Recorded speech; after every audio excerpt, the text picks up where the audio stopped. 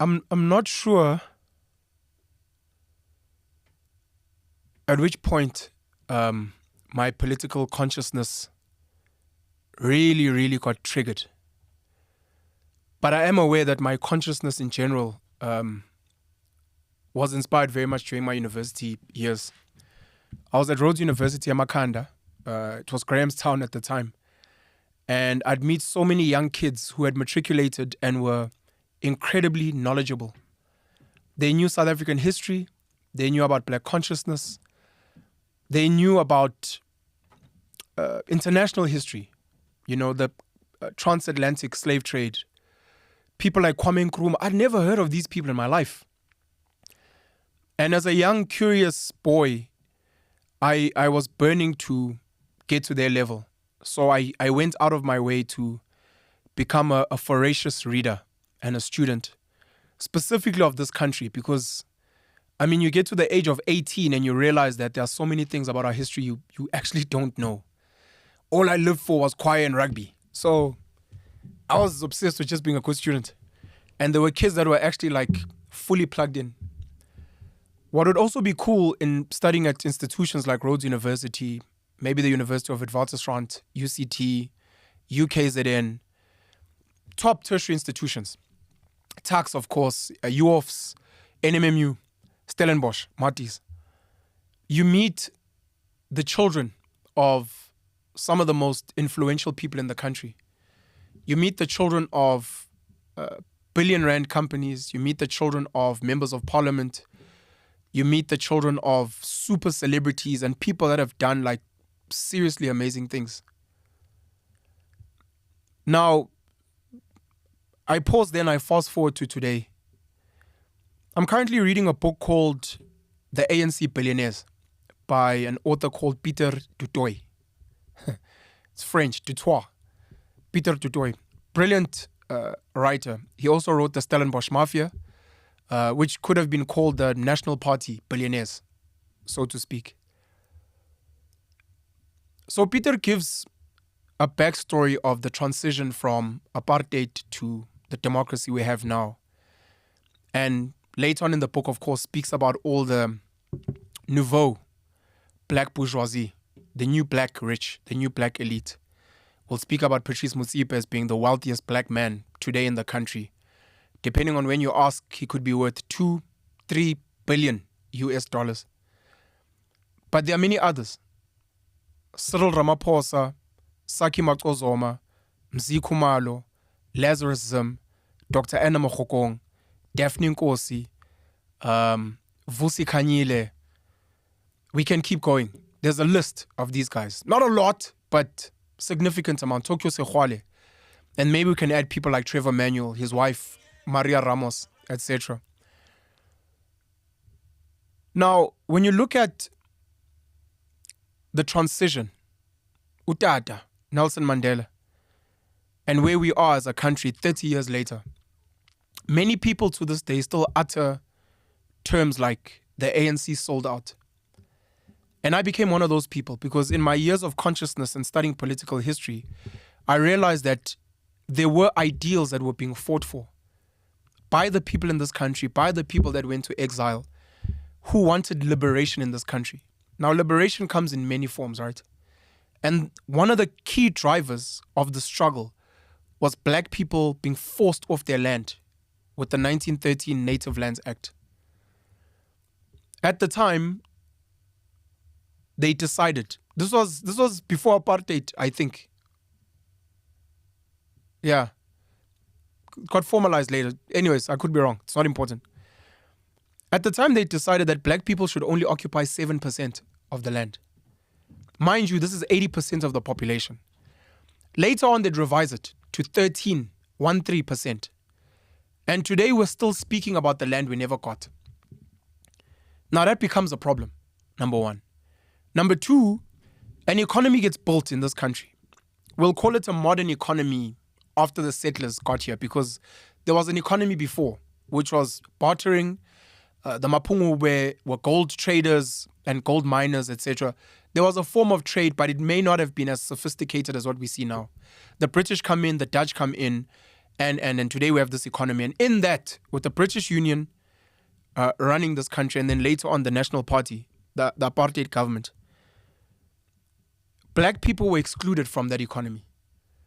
The same black people who had been shafted off the land, the same black people who had been mining, by the way. When there was a diamond rush and a gold rush, there were black natives here mining. It's not like they were just chilling, scratching their bums, as some people would like to believe. And they would be forced out. And the oppression and the exploitation and the murdering and the dehumanization of settlers that got here pissed off the natives so much that they started organizing.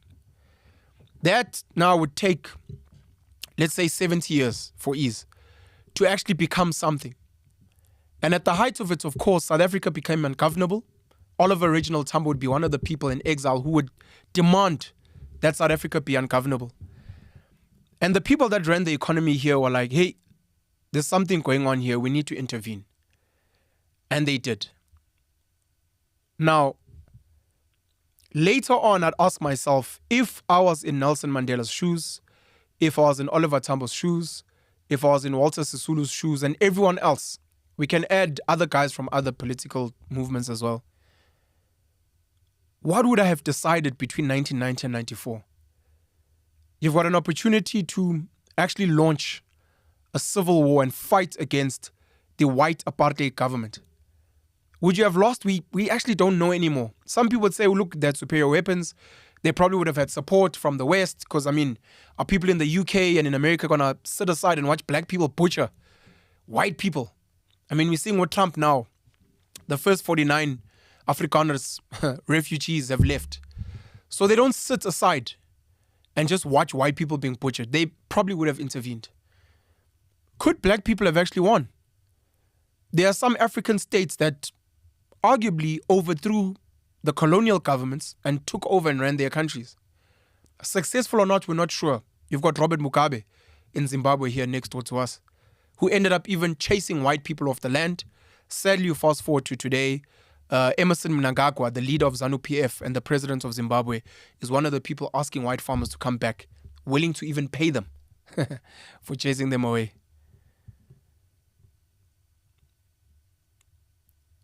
Mandela was accused of treason along with other people at the Rivonia trial, and they were meant to be sentenced to death. You've got Abba Solomon Mahlangu that were killed. And Mandela would give a great speech and speak about, there's an ideal South Africa that he's willing to die for. Not by himself, because many people had died before that. And when they started negotiating with him, number one, they were negotiating with an old man. There's something that comes with getting older, man. You mellow out. You become a bit more passive because, as much as you've lived a full life, you're not as strong. You don't have as much energy. And they presented something to him. And at the time, do I send black people to go and potentially die, kill, and say, no, we will have this country and this land no matter what? Or do I listen to the idea of a negotiated settlement which says, we'll allow your people to vote. These are the terms and conditions. But then from there on, if your people want to vote for land expropriation, if they want transformation in the economy, they can do that at the ballot box, on a ballot paper, and not through the barrel of a gun.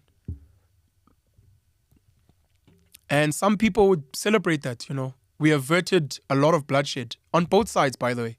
By both, I mean black and white. Black, I'm including Coloureds and Indians. But now you go back and you read a book like The ANC Billionaires. P.W. Botha would have the Rubicon speech, where at a time when there was mass violence in South Africa, there were many calls from business, politics, and other people. There were sanctions in this country to say, bro, can we try and find another way? Black people want to be included in this country, at least in parliament. And at the time, it sounded like headway was being made. Ubraza would go to Durban and be like, fuck that shit. We're doubling down on these native baboons. And that would disappoint a lot of people at the time. And a lot of the big companies and some of the banks would actually leave South Africa. And some of the foreign lenders to the apartheid government started calling their loans. to say, look, we're not happy where you guys are going. We actually demand our money back. Money had to be frozen. Our debts needed to be frozen. Botha sent delegates around the world to go and try and renegotiate. A company called Anglo-American would make a decision to try and do something. Now, just like Nelson Mandela, I've got mixed feelings around Anglo-American. So I want Nelson go when they decide on a negotiated settlement. Again, I didn't finish my thought. If I would have fought, if I would have been killed, if Chris Hani gets assassinated, Mandela asked for calm instead of saying, no, let's pick up arms. If I feel Mandela, Tambo, Sisulu, others could have done better, the challenge then becomes, why don't I do it? Why don't we do it? Tata's gone. Many other people are gone. A lot of the struggle heroes in 20 years will be gone. So what's stopping us from bringing Ibrahim Traore, getting strapped and saying let's fuck shit up? Nothing. Because we're not beholden by whatever decisions they made. They made those decisions because they were the guys. And if we feel we're not happy now, we could do something about it, and we don't.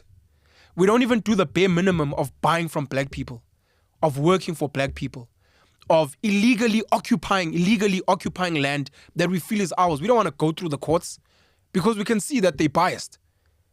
Go occupy land and be like, say, if you want to move me, Baba, azishe. Because we see people occupying land, including illegal, undocumented foreigners, and nothing happens to them. But we don't do that. So it becomes difficult to say sell out, because maybe we would have done the same. Anglo-American is arguably the biggest mafia in South Africa, if not the African continent. I use mafia because mafia is the term for an organized crime syndicate. And if we're going to call apartheid a crime against humanity, if we're going to call British settlers and colonialism some type of crime against humanity, it will only hold that some of the biggest companies that would become beneficiaries are beneficiaries of crime. Organized crime. Mafia. Anglo-American would be created in 1917 by Ernest Oppenheimer. Ernest Oppenheimer was a Jewish-German gentleman who came to South Africa at a time when Cecil John Rhodes, Barney Bonato, and other guys were living their best lives. Diamond mines, gold mines, etc. He would be funded by the UK and the US, hence Anglo, English, American. JP Morgan in America, the bank, JP Morgan and Company. JP Morgan being one of the men who built America. And in the UK, we can argue the Rothschilds. Same Rothschilds that funded Cecil John Rhodes, by the way. And it set up Anglo-American that ended up buying up De Beers, which was owned by Cecil John Rhodes. And many other mines, by the way. Cecil John Rhodes had built De Beers into something special. Himself and Barney Bonato had merged and created De Beers Consolidated, if I'm not mistaken. Monopoly company in diamonds, the biggest diamonds company in the world at the time. And Ernest Oppenheimer would come and buy that company, and later on they'd go into gold as well. Then they'd go into coal, they'd go into cement, they'd go into industry. Some of your favorite companies today, some which don't even exist anymore, your CNA, your Gallo Records, South African breweries, some of the banks, all of these were owned by Anglo-American at some point. I think by the time you get to the 1980s, if not early 1990s, Anglo-American owned, say, about 35% of the Johannesburg Stock Exchange market capitalization. That's how big they were. Other big companies at the time would be Sanlam, Old Mutual, Liberty, Sir Donald Gordon, and then to a smaller degree, you had Anglo-Fal Mining, which was the Hersoffs and the Menels. And I think there was another company around at the time. Ernest Oppenheimer would build Anglo-American into become a behemoth. He'd hand over to his son, Harry Oppenheimer. Harry Oppenheimer would help scale the company globally. Canada, Brazil, Asia, etc. Harry Oppenheimer later on would pass on the company to Gavin Reilly to become chairman. It would be Gavin Reilly in the mid-1980s, after listening to Botha's speech, who would decide by himself that I want to meet with the ANC leadership, wasn't really supported by Harry Oppenheimer, because Harry Oppenheimer didn't want to upset the people that were running the country. But Gavin really said, there's extreme violence in the country. I'm in charge of a huge company which is responsible for this country's economy and is a huge global player as well. He took other people, other business people and some journalists to Lusaka in Zambia, hosted by Kenneth Kaunda, the leader at the time. Gavin really had worked with Kenneth Kaunda because Anglo had mining interests in Zambia. Anton Rupert was meant to go, he pulled out last minute. Some other business people were meant to go, they pulled out last minute. They weren't really sure because the ANC had been labeled a terrorist organization. Oliver Tambo wasn't out of the country by choice. He was a wanted man, a terrorist. So these guys were in exile. They meet in Lusaka at a game farm, a game lodge owned by Kenneth Kaunda. I think it was called Mufwe Game Lodge, Presidential Game Lodge. Oliver Tambo would be there, Paulo Jordan would be there, Thabo Mbeki, who becomes president of South Africa later, was there. I think one or two other guys as well were there. And they sat and they spoke. Gavin really took the Anglo Gulfstream jet with other Anglo people, Michael Spicer, like I said, some journalists and some other business people. And they tried to find each other. The biggest issue they had with the ANC was the Freedom Charter of 1955. The Freedom Charter wasn't only written by black people, it was also largely written by white people, including white Jewish people. If you're ever going to do the research on who wrote the Freedom Charter, it wasn't just a bunch of native South Africans who were fighting against the struggle. There were actually white Jewish people that were instrumental in the crafting of the Freedom Charter.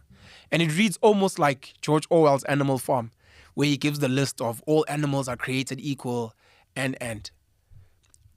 South Africa belongs to all those who live in it. Part of it had to do with the enjoyment of the land by the people, the economy to be enjoyed by the people.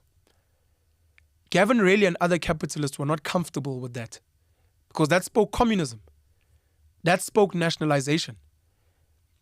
I'm a chairman of a company which, as shareholders, we have to return dividends. We have to show share growth. The last thing I need are these so-called terrorists. Already there's violence in the country who are saying if we ever come into that country, we are going to nationalize the mines, the banks, the land. It's like, I think I can go and speak reason to these guys. And they'd go and they speak back and forth about this. Again, mid-1980, about 1985. And after Gavin Reilly and the guys came back, they weren't happy. He was like, these guys are not listening. They don't get it. Because Thabo Mbeki, who had a master's, by the way, in economics from, I think, Sussex in England, he was not having it. He was like, this is not what our people want and this is not what we're fighting for. You guys want free market capitalism. You want a liberal economy.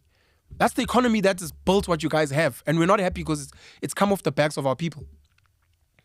Gavin Reilly, Harry Oppenheimer, Ernest Oppenheimer would not be the most innocent people because these were people that were also working in cahoots with the National Party to craft the labor laws that led to the exploitation of black labor in the mines.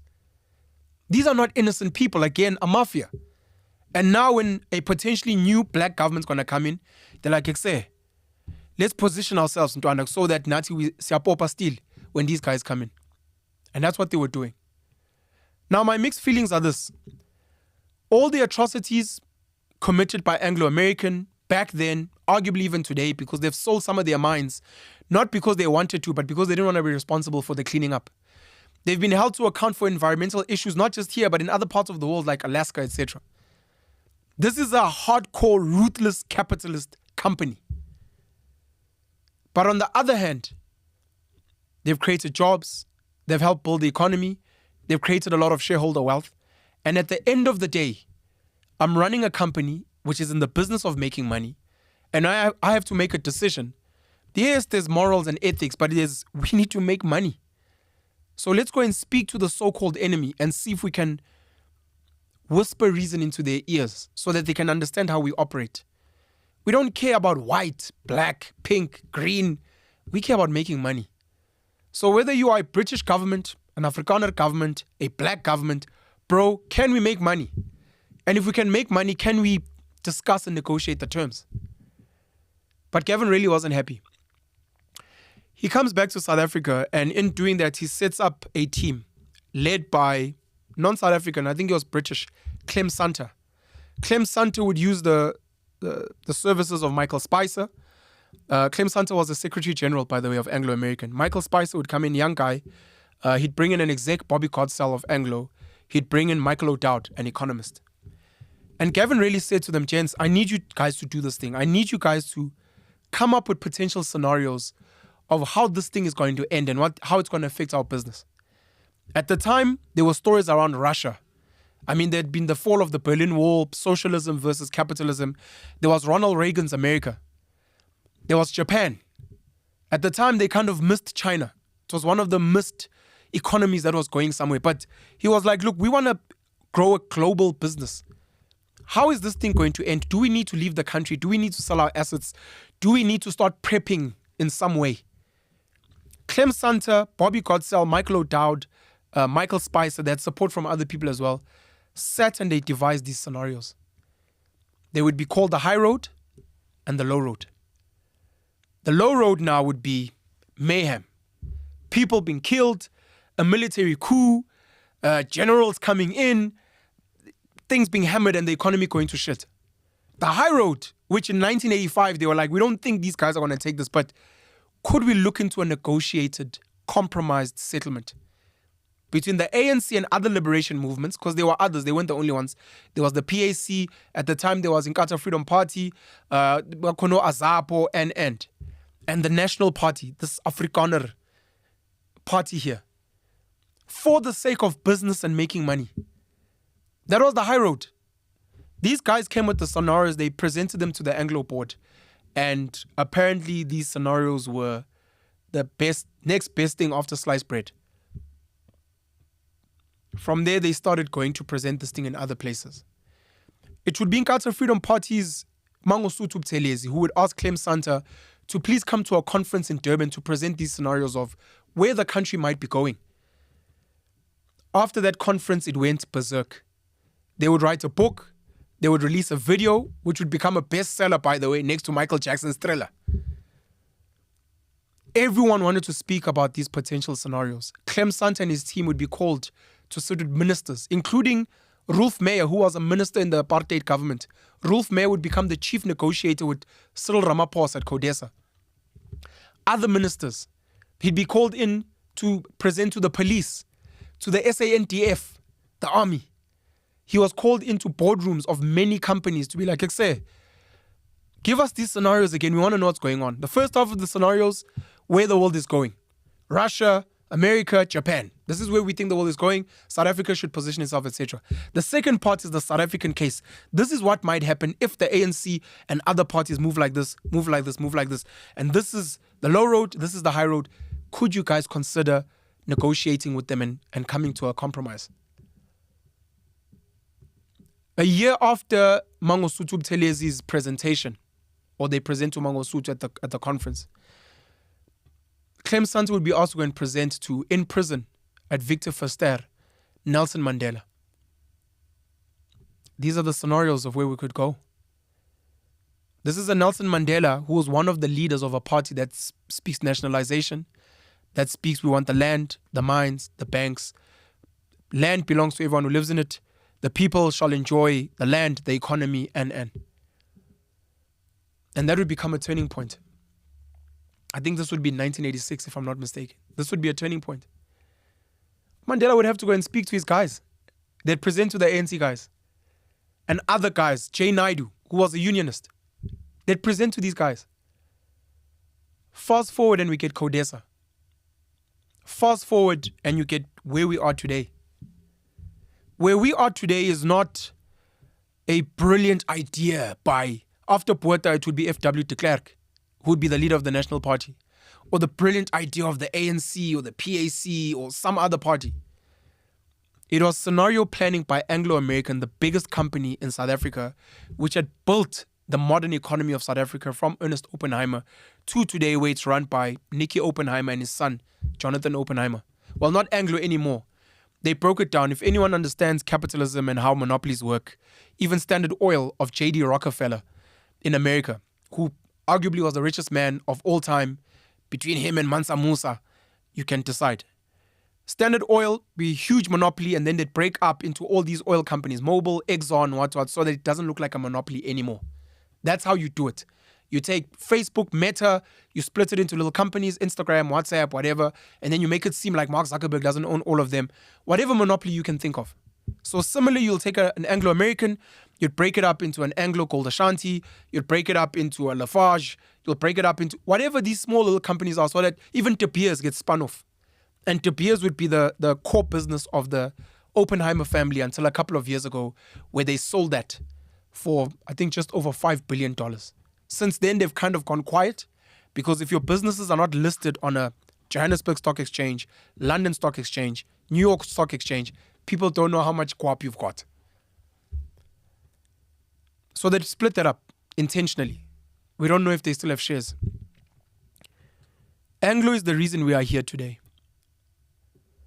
National Party avoids violence, and then they are given whatever incentives. There are arguments that some of the incentives was during Mandela's term. The ANC won a majority, by the way, but they still chose a government of national unity to show South Africans that we're working together with the National Party. And a lot of the ministers and members of parliament of the National Party would go and get themselves farms, shares in companies, so that they could be very comfortable after the ANC fully takes over. What do you give the ANC? What do you give the ANC and other parties? And Anglo said, we're going to have to give them a piece of the economy. They sat with these guys and they negotiated. And at the end of it, they were like, look, the only way to get you guys to agree with free market capitalism, a liberal economy, is if we let you guys partake, so that you can kind of feel and understand what it is that we're trying to preserve. The same liberation movements were meant to take that equity, maybe even put it into a company. I mean, the ANC would set up Tebe Investments. They would have Chancellor House. These are their companies that fund the ANC. They could have taken those companies and said, these companies, we want a piece of Anglo, Sanlam, Old Mutual, Liberty, whatever big company was around at the time. Put a percentage of those shares in here for the people. For the people. Cyril Ramaphosa, young lawyer at the time, would work closely with Harry Oppenheimer. And he'd work for an association of the mining council, and they would decide that he should go and open a union for mine workers. Harry Oppenheimer was happy. You like being in control. Learning from his dad, they formalized politics here. I want to control the political parties. I want to control the unions. I want to control the economy, so that nothing ever disrupts my business. Cyril would go on to lead the biggest union march ever in this country. And he was loved by capital. They understood him. They listened to him. Even at CODESA, he becomes the lead negotiator with Rolf Meyer for the other side. He thought he was going to be deputy president for Nelson Mandela. Thabo Mbeki would come in, one of the leaders whose father was, an ANC icon, Govan Mbeki. And Cyril would leave politics. He leaves politics and he goes and they set up a commission. Cyril loves commissions. It probably starts all the way back there. This commission would be called Black Economic Empowerment. Because one of the conditions of these leaders is, if you guys want to preserve your wealth, we need a stake. And that would be decided with Black Economic Empowerment, along with other things. Affirmative action, employment equity, and preferential procurement. I'm at end. Cyril would chair the BE Commission, and if you ever look at the BE Commission and you look at some of the people that were present there, those are some of the black billionaires we have in the country today. What was meant to be equity for the people ended up being equity for a handful. Cyril, Saki, Vusi Kanyile. Shout out to his dad and the relationships he had, Patrice Motsepe and others.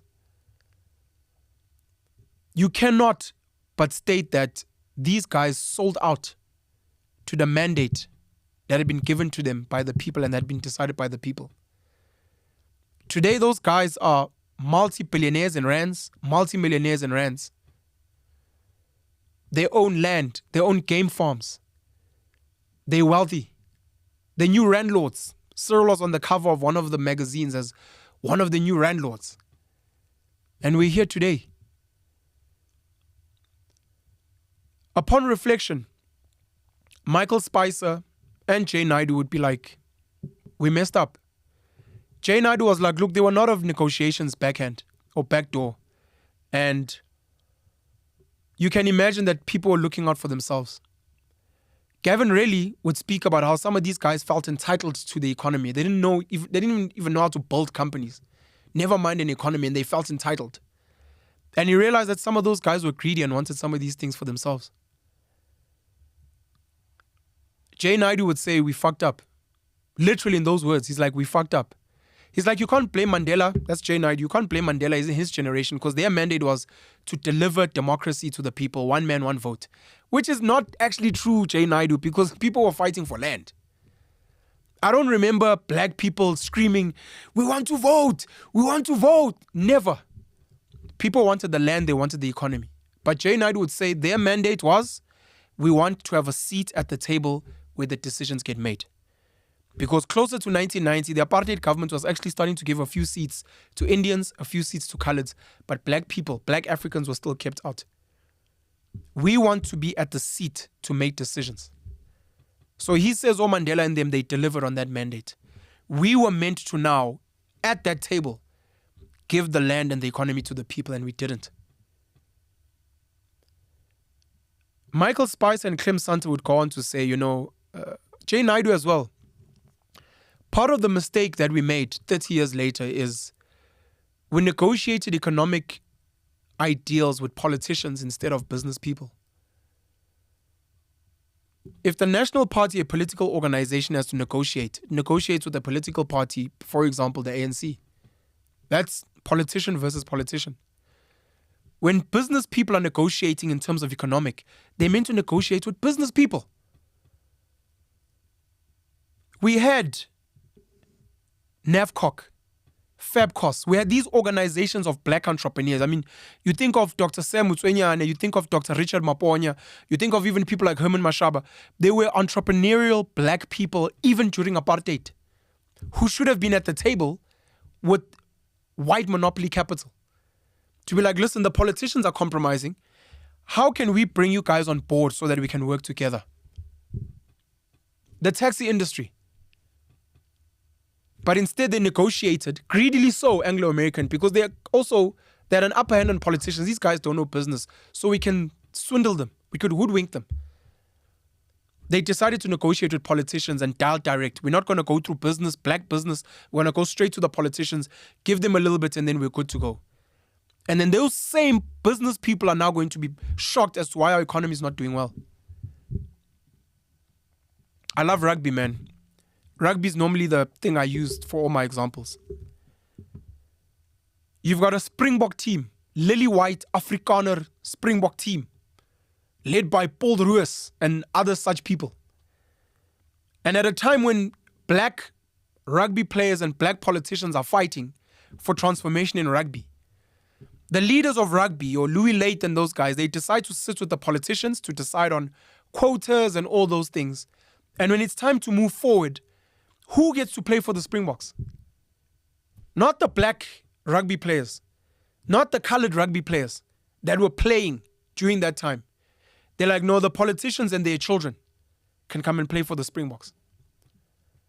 And 30 years later, you don't understand why the Springboks are being whipped by Namibia, by Zimbabwe, by Germany, by Brazil, getting beaten 80-0. Where did it go wrong? It went wrong because you guys had conversations with the wrong people. And you got people to sell out on their mandate.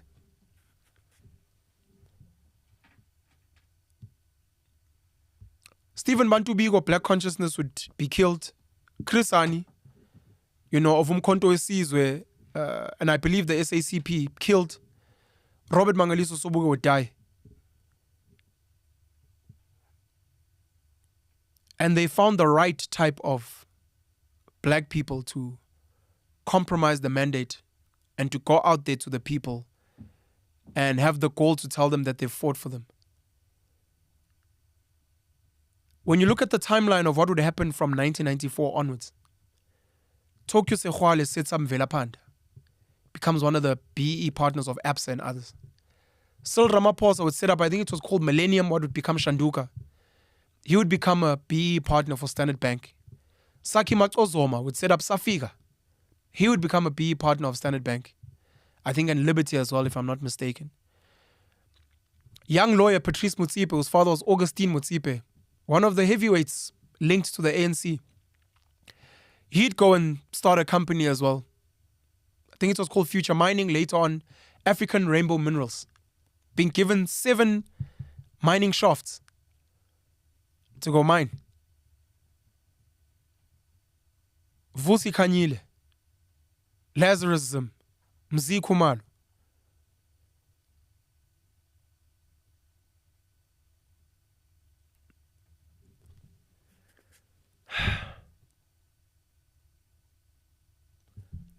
How do we fix this moving forward?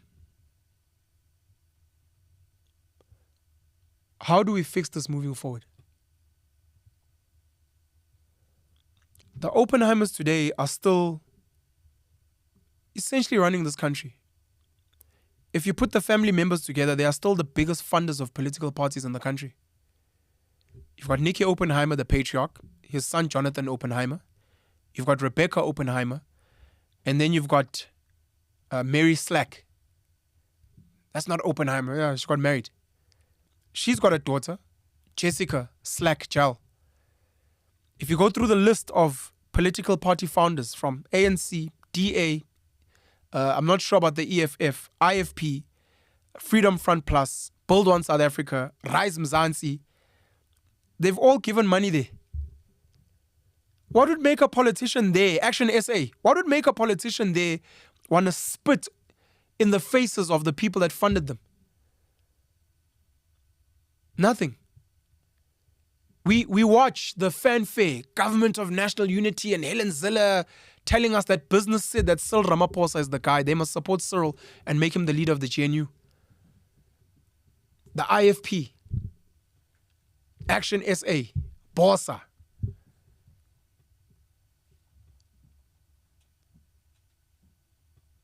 When we speak about state capture and the Guptas, you can't help but wonder if this was not just an orchestrated propaganda run by the Oppenheimers. Today you've also got the Remgro, by the way, Johan Rupert, second generation after his dad, Dr. Anton Rupert. If Ernest Oppenheimer was one of the big beneficiaries of British colonialism in South Africa, Dr. Anton Rupert would become his equal when it comes to Afrikaner patronage and becoming a wealthy Afrikaner entrepreneur. There were many others, by the way, alongside him. And then his son, Johan Rupert. Today we have... These are the guys that control industry in this country. And they're not the only ones. You can go farming, banking, mining, retail.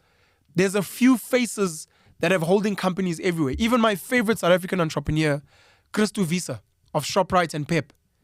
At some point he'd be involved in Steinhoff. He's involved in mining. He's got a stake in Capitec banking. He used to sit in parliament.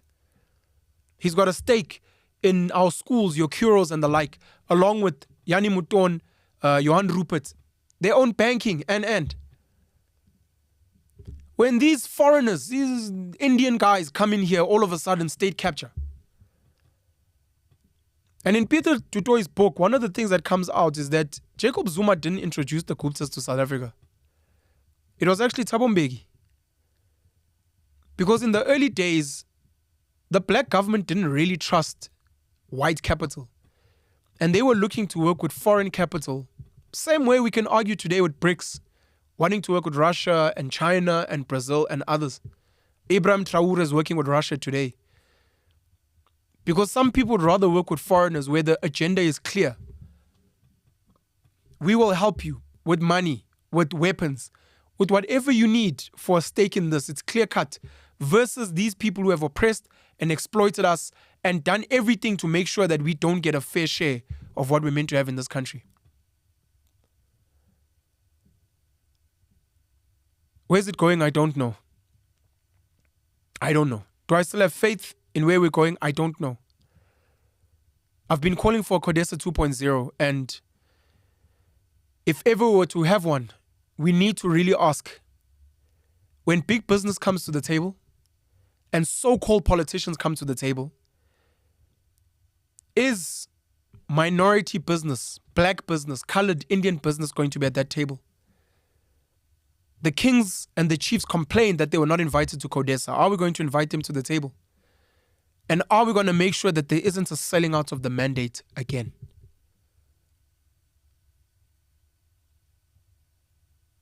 Penuel the Black Pen.